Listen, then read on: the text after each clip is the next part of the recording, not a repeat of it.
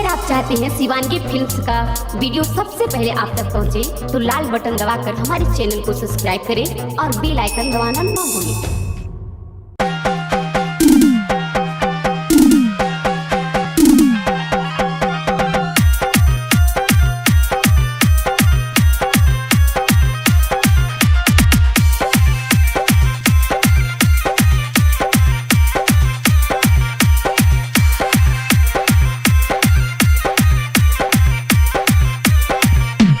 तनी सकर बरदास के छौली हे गे, तनी सकर बरदास के छौली मुहे बजा के आड़ा हो। आगे से ले ले यारवा पीछे दर्द बड़ी कर है। आगे से ले ले यारवा पीछे दर्द बड़ी कर है। तनी सकर बरदास के छौली मुहे बजा के आड़ा हो।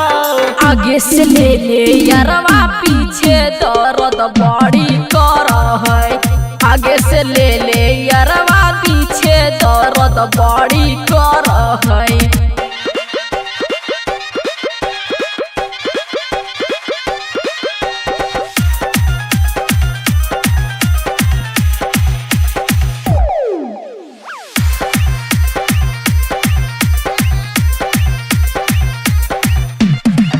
बड़ी मजा तो छौली बातिया ले मान गे।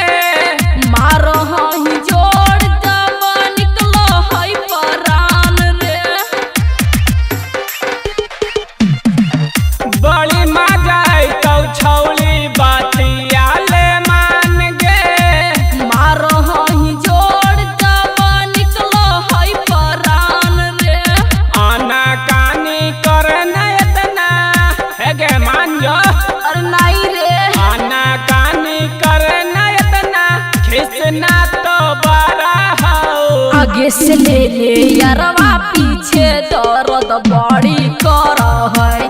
आगे से ले ले यारवा पीछे दर्द बड़ी कर है।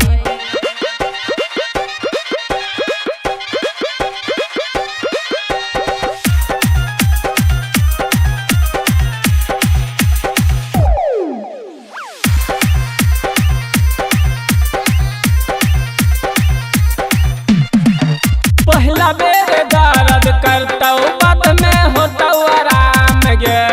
करे नहीं देबो चंदनवा उल्टा पुल्टा काम रे।